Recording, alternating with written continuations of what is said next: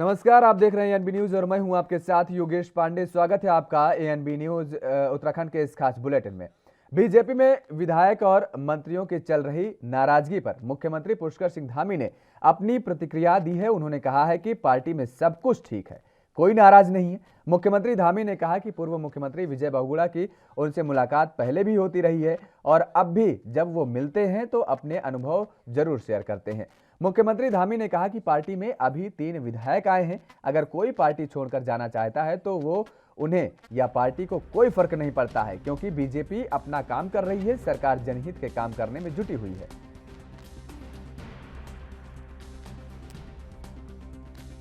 कोई नहीं, इतना बड़ा परिवार है, चलता रहता है। देखिए आप, हमने कभी इस बात का कोई वो नहीं करा। तीन लोगों ने अभी बीजेपी ज्वाइन करी है, 3 विधायकों ने। और अगर कोई इधर जा रहे हैं उधर जा रहे हैं तो कोई ये बहुत बड़ा इशू नहीं चुनाव नहीं। बहुगुणा जी हमारे बहुत वरिष्ठ नेता हैं और हमेशा वो सरकार को या मुझे हमेशा अपनी जो भी उनका अनुभव है वो लगातार बताते रहते हैं और हमारी चर्चा अक्सर होती रहती है। अभी आज ही आए हैं ऐसा नहीं है, अभी 10 दिन पहले भी आए थे, अभी 2 दिन बाद फिर आने वाले हैं। मुख्यमंत्री पुष्कर सिंह धामी ने गुरुवार को मुख्यमंत्री आवास में राष्ट्रीय राजमार्ग और अवसंरचना विकास निगम द्वारा आधुनिक उपकरणों से लैस 2 एम्बुलेंसों के जनपद चमोली और उत्तरकाशी के लिए फ्लैग ऑफ कर रवाना किया। मुख्यमंत्री ने कहा कि चमोली और उत्तरकाशी की जनता को समर्पित ये एम्बुलेंस ने क्षेत्रों में होने वाली सड़क दुर्घटनाओं में घायल लोगों को त्वरित उपचार प्रदान करने में मददगार साबित होगी।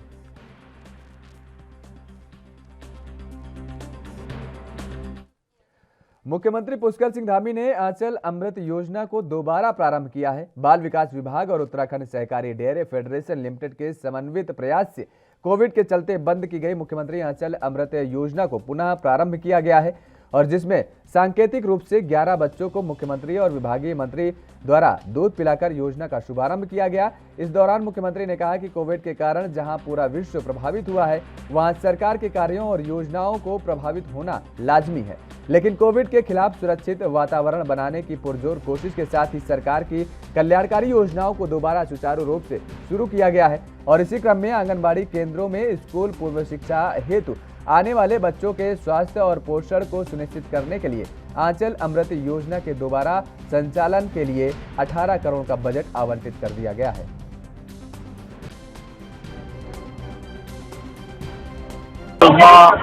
के तहत बच्चों को सप्ताह में 4 दिन अब लगातार जो पोषक और मीठा दूध पिलाया जाएगा और ये आंगनबाड़ी केंद्रों के माध्यम से इन बच्चों को लगभग 20,000 आंगनबाड़ी केंद्रों पर ये दूध पिलाने की व्यवस्था होगी, जिससे 1,70,000 बच्चे सीधे सीधे इस योजना का लाभ उठाएंगे और वो उनको हर प्रकार के पोषक तत्व।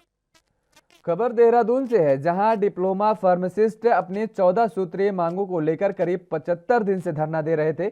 वहीं 4 लोग पिछले 8 दिनों से आमरण अनशन पर चले गए हैं और जिनका अनशन आज कैबिनेट मंत्री बंशीधर भगत ने जूस पिलाकर समाप्त करा दिया है। 14 सूत्रीय मांगों को लेकर लगातार धरना प्रदर्शन और अनशन कर रहे थे फार्मासिस्टों की मुख्य मांगे हैं कि राज्य में डिप्लोमा फार्मासिस्ट के 1700 रिक्त पदों को भरा जाए।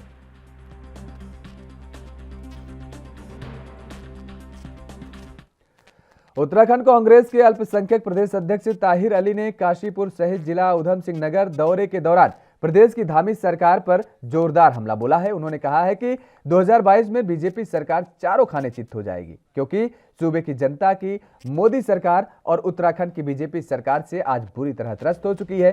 देहरादून से काशीपुर पहुंचे कांग्रेस अल्पसंख्यक प्रकोष्ठ के प्रदेश अध्यक्ष ताहिर अली का स्थानीय कार्यकर्ताओं और पार्टी पदाधिकारियों ने जोरदार स्वागत किया। इस दौरान पीडब्ल्यूडी गेस्ट हाउस में पत्रकारों से बातचीत करते हुए प्रदेश अध्यक्ष ताहिर अली ने कहा कि देश में बेतहाशा बढ़ती महंगाई के साथ ही गैस और पेट्रोल के दामों में लगातार हो रही वृद्धि ने आम इंसान की कमर तोड़ दी है। बढ़ती महंगाई के चलते देश में जहां अपराध और कत्लेआम तेजी से सामने आ रहे हैं, तो वहीं बीजेपी सरकार प्रदेश और देश की जनता को लूटने में लगी हुई है, लेकिन जल्द इसके नतीजे आने वाले हैं। चुनाव में बीजेपी सरकार को भुगतने होंगे। देखिए, मैं उधम सिंह नगर में आता रहता हूं और मैं आज का जो मेरा आने का मकसद है, आज मैं एक संदेश लेकर आया हूं। मैं अपने जो हमारे राष्ट्रीय अध्यक्ष हैं जनाब इमरान प्रताप गढ़ी साहब, वो 14 नवंबर 2021 को देहरादून आ रहे हैं और परिवर्तन जनसभा को संबोधित करेंगे। मैं उस सिलसिले में जसपुर, काशीपुर, रुद्रपुर और उधम सिंह नगर के मैं हर क्षेत्र में जाऊंगा। उसमें हमारे जो पदाधिकारी है, अल्पसंख्यक के, माइनॉरिटी और मेन के जितने भी हमारे पदाधिकारी हैं, सब शिरकत करेंगे उसमें, और वहां से हम आगाज़ करेंगे परिवर्तन का। 2022 में कांग्रेस की सरकार फुल बहुमत के साथ, पूरी मेजॉरिटी के साथ बनने जा रही है। उसी का आगाज़ होगा परिवर्तन जनसभा के रूप में। आज जिस तरीके से चाहे आपदा का मामला हो, प्रदेश की सरकार उस पर विफल रही, केंद्र से हमारे केंद्रीय मंत्री आए और सैर सपाटा कर चले गए। आज आम जनमानस जिस तरीके से परेशान है महंगाई को लेकर, आज चाहे पेट्रोल की बात कर लीजिए 100 के पार चला गया, और डीजल की बात कर लीजिए वो भी 100 के पार चला गया, क्योंकि आपस में होड़ लगी हुई है। गैस पीछे है, वो 1000 के पार जाने वाली है। तो यही जन समस्याएं हैं जिनको लेकर खबर बाजपुर से है, जहां बीजेपी प्रदेश प्रवक्ता राजेश कुमार ने प्रेस वार्ता कर पूर्व मुख्यमंत्री हरीश रावत पर जमकर प्रहार किया है।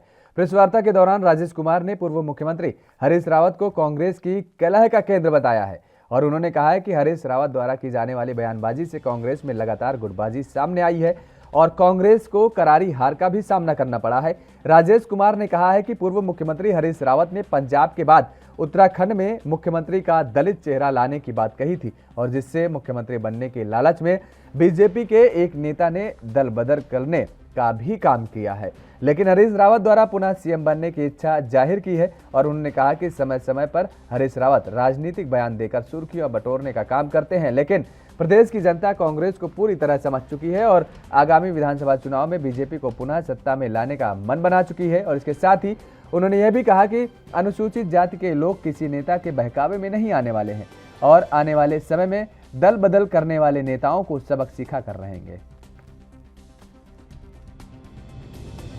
हरीश रावत जी हैं, कांग्रेस की कलह का केंद्र हैं। समय समय पे सुर्खियों में बने रहने के लिए उन्होंने धर्मों के लिए भी राजनीति करने के लिए जो है अपने विवादित बयान दिए हैं और माफ़ी भी मांगी है। पहले यहाँ उत्तराखंड के जो हैं चार जो है कार्यकारी अध्यक्षों को लेकर के, एक अध्यक्ष, स्थायी अध्यक्ष, 5 अध्यक्षों को लेकर के जो है उन्होंने सिख धर्म की जो भावनाओं को आहत करने का काम किया। पंच प्यारे का जो बयान दिया था, उसके बाद से जो है राजनीतिक कार्यक्रम था। लड़ाई लगातार कांग्रेस के अंदर अंतर्कलह से गुजर रही है कांग्रेस। आपने देखा होगा रामनगर में उन्होंने कहा मेरे घर में देवता नाच रहे हैं। अब वो बाबा केदारनाथ जी के दर्शन करके आए हैं और उनकी इच्छाएं हिलोरे मार रही हैं। समय समय पर राजनीतिक बयान देते रहते हैं। दिल्ली और पंजाब बेहतर जानता उन्हें, वो क्या क्या करते हैं। जहाँ भी हरीश रावत जाते हैं वहाँ कांग्रेस समाप्त हो जाती है। उसका आप देख लीजिए, पंजाब का जीता जागता उदाहरण है। जिस दिन वहाँ के सीएम चन्नी ने शपथ ली तो उन्होंने कहा मैं ये चाहता हूँ कि उत्तराखंड में भी ऐसे ही दिखे, है ना। और अगले दिन जो है उनका बयान ये था कि जो है पंजाब के चेहरे के रूप में सिद्धू चमकेंगे। फिर मैं आपसे कहना चाहता हूँ कि अभी वो हमारे यहाँ भी एक शीर्ष नेता थे जो दल बदल करके उधर चले गए। उनकी भी इच्छाएं जागृत हो गई थी कि शायद मैं उनमें से तो नहीं हूँ, मैं ही तो नहीं हूँ क्या। कहीं मत जाइएगा, एएनबी न्यूज़ के साथ बने रहिएगा। फिलहाल वक्त तो चला एक छोटे से ब्रेक का।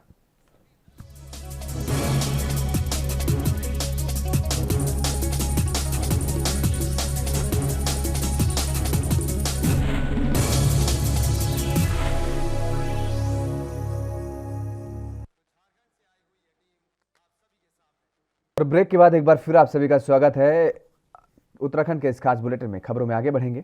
खबर हरिद्वार से है, जहां खानपुर के गोवर्धनपुर में बने धान क्रय केंद्रों की शिकायतें किसान संघ द्वारा लगातार की जा रही हैं, तो वहीं शिकायतों के चलते लक्सर उपजिलाधिकारी वैभव गुप्ता को एक ज्ञापन भी सौंपा गया था, जिस पर लक्सर उपजिलाधिकारी वैभव गुप्ता ने आज धान क्रय केंद्र गोवर्धनपुर का औचक निरीक्षण किया और औचक निरीक्षण के दौरान धान क्रय केंद्र पर काफी खामियां पाई गई हैं। ना ही तो स्टॉक रजिस्टर में स्टॉक दर्ज किया गया और ना ही पूरी मात्रा में मजदूर रखे गए हैं। जो धान क्रय किया गया है उसको भी गलत तरीके से रखा गया है। किसानों को सुविधाएं नहीं मिल पा रही हैं। लक्सर उपजिलाधिकारी के अनुसार सभी खामियों को देखते हुए उनकी एक रिपोर्ट बनाकर उच्च स्तरीय अधिकारियों को भेजी जाएगी और उच्च अधिकारियों के ओर से मिले आदेश के अनुरूप कार्रवाई की जाएगी।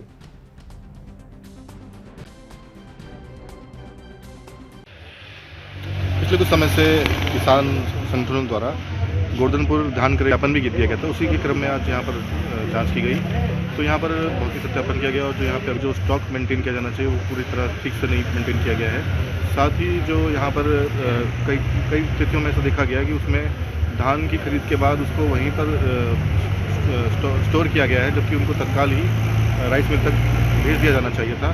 साथ ही यहाँ पर हरिद्वार के लक्सर में भारतीय किसान यूनियन तोमर के कार्यकर्ताओं ने सैकड़ों की संख्या में खानपुर पहुंचकर थाना खानपुर का घेराव किया और खानपुर पुलिस पर बेहद गंभीर आरोप भी लगाए। कार्यकर्ताओं ने कहा कि थाना खानपुर ने हाल ही में कुछ बेगुनाह लोगों के बेबुनियादी आरोप लगाकर जेल भेज दिया है और इसके साथ ही कहा कि यूपी से सटे खानपुर बॉर्डर पर भी खानपुर पुलिस द्वारा अवैध उगाही की जा रही है।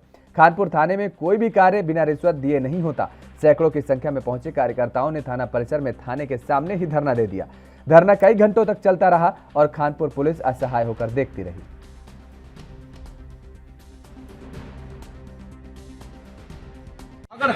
यहाँ से ये चौकी है, एक तो सबसे ज्यादा यहाँ अवैध उगाई हो रही, जो किसान अपने मिट्टी ला रहा है उसके अवैध उगाई हो रही, और जो इन्होंने धंधा बना रखा मिट्टी बेचने का उससे पैसे लेकर उन्हें छोड़ा जा रहा, और थानों में भ्रष्टाचारी सावी हो रही है। अगर कोई वाहन जा रहा है उस पर वीडियोस की बनाकर जो पैसे दे रहा है उसे छोड़ा जा रहा, नहीं तो यहाँ चलान करा जा रहा, और फर्जी मुकदमे यहाँ किसानों पर दर्ज करे जा रहे हैं। मंगलौर थाने का मामला 2 साल पहले के ट्रक लूट हुई थी, वो मुकदमा लिखा जा रहा, किसानों पर अत्याचार हो रहा है। इस विरोध में आज हमने यहाँ पे प्रदर्शन किया खानपुर थाने में।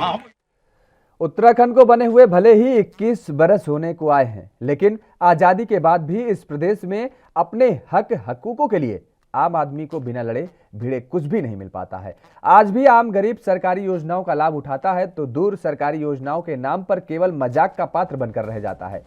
जी हां, ऐसा ही कुछ नजारा देखने को मिला है थराली विधानसभा में खंड विकास कार्यालय के बाहर, जहां एक गरीब परिवार का मुखिया अपने हक की आवाज उठाने के लिए अपने परिवार सहित धरने पर बैठने को मजबूर है। कश्मीर नगर गांव के रहने वाला बलवंत राम की धर्मपत्नी की खुमली देवी का नाम पर प्रधानमंत्री आवास योजना से आवास मिला था। लिस्ट में नाम भी आया, जियो टैग भी हुआ, लेकिन उसके बाद फिर अचानक से सूची जारी हुई और बलवंत राम की पत्नी को पात्र से अपात्र बना दिया गया। बलवंत राम मजदूरी करके अपनी गुजर बसर कर रहा है।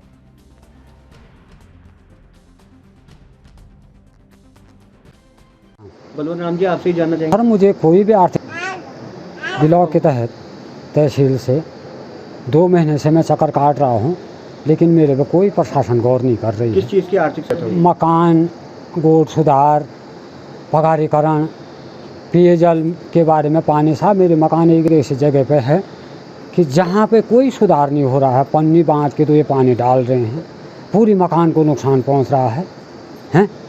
सारे बच्चे परेशान हैं, गाय बच्चे मेरे परेशान हैं, और साहब मेरी कोई सुनाई नहीं हो रही सर। कौन से गांव से आप हैं? कश्मीर नगर सर।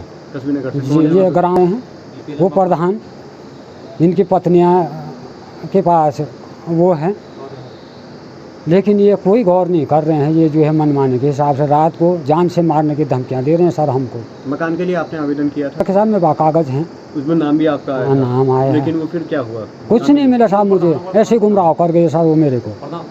फिर नाम हट गया? जी। अभी क्या आश्वासन देना? उनको जो है वो करेंगे कि उनको जांच के लिए टाइम देंगे और टाइम दे करके उसकी पुनः जांच करवाएंगे। सहकारिता विभाग द्वारा प्रदेश की बहुउद्देशीय प्राथमिक कृषि ऋण सहकारी समितियों में चलाए जा रहे कंप्यूटराइज्ड अभियान में उत्तराखंड परिवर्तन पार्टी के अध्यक्ष पीसी तिवारी ने घोटाले के आरोप लगाए हैं और पीसी तिवारी का आरोप है कि उत्तराखंड की 600 से ज्यादा अधिक इन सहकारी समितियों में कंप्यूटराइजेशन के नाम पर करीब 30 करोड़ की धांधली की गई है, जिसमें सहकारिता विभाग से लेकर विभाग के मंत्री की मिलीभगत है। उन्होंने जिलाधिकारी अल्मोड़ा वंदना सिंह को पत्र देकर इसकी उच्च स्तरीय जांच की मांग भी की है।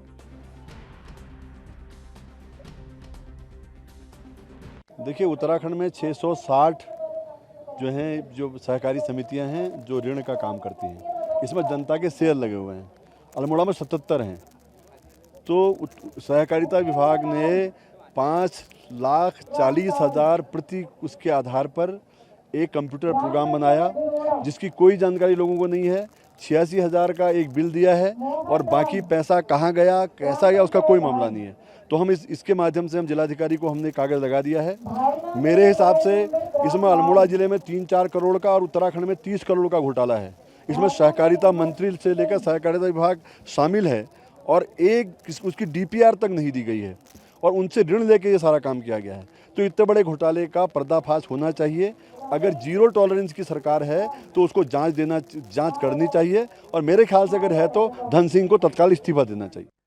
नमामि गंगे कार्यक्रम के तहत गंगा महोत्सव PG कॉलेज गोपेश्वर में बड़े ही धूमधाम के साथ मनाया जा रहा है, जिसके अंतर्गत विभिन्न प्रकार के जन जागरूकता कार्यक्रम आयोजित किए जा रहे हैं और जिसमें छात्र छात्राएं बढ़ चढ़कर प्रतिभाग कर रही हैं। और इसी कार्यक्रम के तहत आज PG कॉलेज गोपेश्वर के छात्र छात्राओं के द्वारा मुख्य बाजार में नुक्कड़ नाटक के माध्यम से जन जागरूकता कार्यक्रम आयोजित किए गए।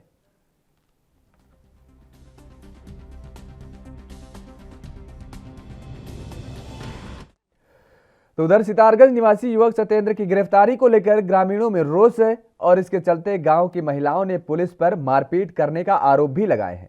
इसके साथ ही महिलाओं समेत तमाम ग्रामीणों ने पुलिस थाने का घेराव किया है और पुलिस के आला अधिकारियों के हस्तक्षेप के बाद ग्रामीण धरना स्थल से उठे। पुलिस के आला अधिकारी ने 4 दिन के अंतर्गत जांच कर कार्रवाई करने का भरोसा दिलाया है।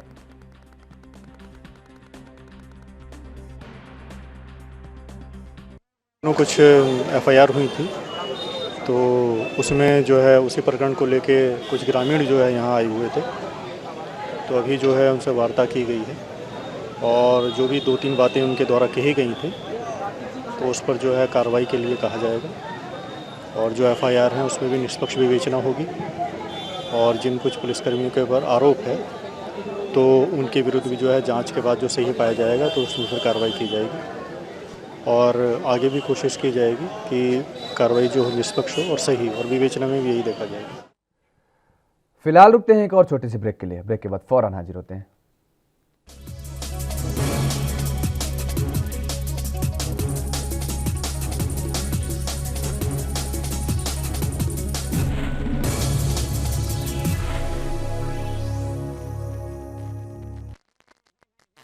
बाद एक बार फिर आप सभी का स्वागत है। खबरों में आगे बढ़ेंगे। खबर उत्तराखंड के हल्द्वानी से है, जहां नागरिक अस्पतालों में डेंगू के मरीजों की संख्या बढ़ती जा रही है और वहीं डेंगू की गंभीरता को देखते हुए स्थानीय प्रशासन प्रभावित क्षेत्रों का चयन करने में लगा हुआ है और इसके साथ ही स्वास्थ्य विभाग की टीम घर घर जाकर मरीजों का टेस्ट भी कर रही है। सिटी मजिस्ट्रेट ऋचा सिंह का कहना है कि प्रभावित क्षेत्रों के लोगों को घरों में खुले स्थानों पर साफ पानी को इकट्ठा नहीं करने की हिदायत दी गई है। उन्होंने बताया कि नगर निगम की टीम भी प्रभावित क्षेत्रों में जाकर छिड़काव का काम कर रही है।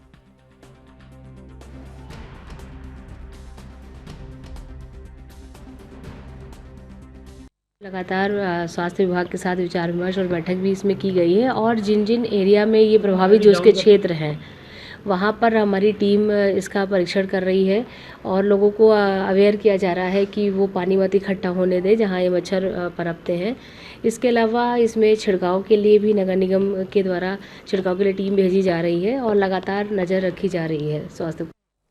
उत्तराखंड के मसूरी में श्री राधा कृष्ण मंदिर में आयोजित राष्ट्रीय ताइक्वांडो प्रतियोगिता में उत्तराखंड की टीम ने पहला स्थान हासिल किया है। राष्ट्रीय स्तर पर आयोजित प्रतियोगिता में उत्तराखंड के अलावा यूपी, केरल, राजस्थान, दिल्ली, पंजाब और हरियाणा की टीमों के 240 प्रतिभागियों ने हिस्सा लिया है। प्रतियोगिता के दौरान बच्चों में खासा उत्साह देखने को मिला। प्रतियोगिता के आयोजक अजय हांडा ने बताया कि कोरोना काल के कारण सभी खेल प्रतियोगिताएं ठप हो गई थी और जिससे खिलाड़ियों में निराशा पैदा होने लगी थी और इसी को देखते हुए मसूरी में राष्ट्रीय स्तर की प्रतियोगिता का आयोजन किया गया, जिसमें सभी राज्य के प्रतिभागियों ने बढ़ चढ़कर भाग लिया है और अपना दमखम भी दिखाया। उन्होंने उम्मीद जताई है कि इस प्रतियोगिता से देश को अंतर्राष्ट्रीय स्तर के खिलाड़ी मिलेंगे।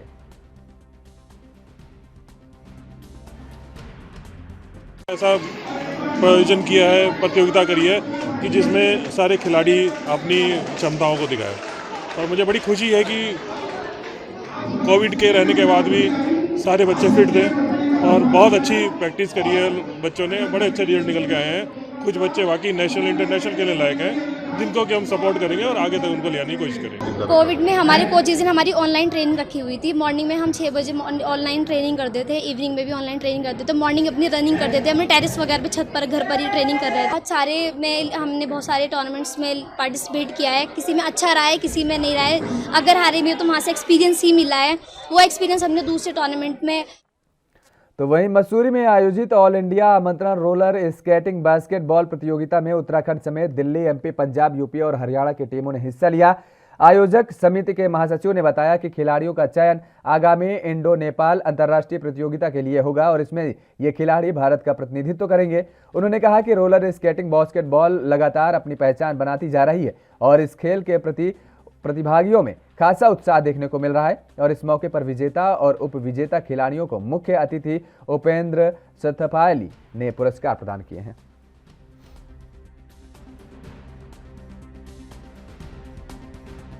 ਸਾਡੇ 34 ਕੰਟਰੀਆਂ ਜਿਹੜੀਆਂ ਹੈਗੀਆਂ ਇਹ ਖੇਲਦੀਆਂ ਹੈਗੀਆਂ, ਇਹਦੇ ਵਿੱਚ ਪਾਰਟਿਸਿਪੇਟ ਕਰਦੀਆਂ ਹੈਗੀਆਂ। ਤਾਂ ਸਾਡਾ ਜਿਹੜਾ ਹੁਣ ਏਸ਼ੀਅਨ ਦਾ ਲਕਸ਼ ਹੈ, ਇੱਕ ਇੰਡੋ ਨੇਪਾਲ ਸਾਡਾ ਹੁਣੇ ਹੋ ਰਿਹਾ ਜੀ ਅਗਲੇ ਮਹੀਨੇ। ਜਿਹੜੇ ਇੱਥੇ ਬੱਚੇ ਸਿਲੈਕਟ ਹੋਣਗੇ ਉਹ ਇੰਡੋ ਨੇਪਾਲ ਖੇਡਣ ਚੈਂਪੀਅਨशिप ਉੱਥੇ ਜਾਣਗੇ। 2022 के चुनाव को लेकर कांग्रेस और बीजेपी के साथ साथ आम आदमी पार्टी ने भी अपने चुनाव प्रचार को तेज कर दिया है। झबरेड़ा विधानसभा क्षेत्र में आम आदमी पार्टी के युवा कार्यकर्ता शलभ कुमार सासी के नेतृत्व में 29 अक्टूबर को तिरंगा यात्रा का आयोजन किया जाएगा और जिसमें प्रदेश के सीएम के चेहरे अजय कोठियाल क्षेत्र की जनता को संबोधित करेंगे। शलभ कुमार झांसी ने पत्रकार वार्ता के दौरान कहा कि इस बार प्रदेश की जनता नेतृत्व परिवर्तन चाहती है और आम आदमी पार्टी को तीसरे विकल्प के रूप में देख रही है। हमारी पार्टी के जो मुख्यमंत्री चेहरा है श्री अजय कोठियाल जी, वो इस सभा को लीड करेंगे और इस यात्रा का नाम है तिरंगा यात्रा। ये झबरेड़ा विधानसभा को प्रेरित करने के लिए की जा रही है कि आप यहाँ पे आए। हमारी जो नीतियाँ, हमारी जो एजेंडे हमारी पार्टी ने दिल्ली में उठाए थे, जिनको उनको फॉलो किया गया है, सारी चीज़ें हमारे आम आदमी को दी। उत्तराखंड के इस खास बुलेटिन में फिलहाल इतना ही। देश और दुनिया की तमाम खबरों के लिए आप बने रहिए एएनबी न्यूज़ के साथ। मुझे दीजिए इजाजत। नमस्कार।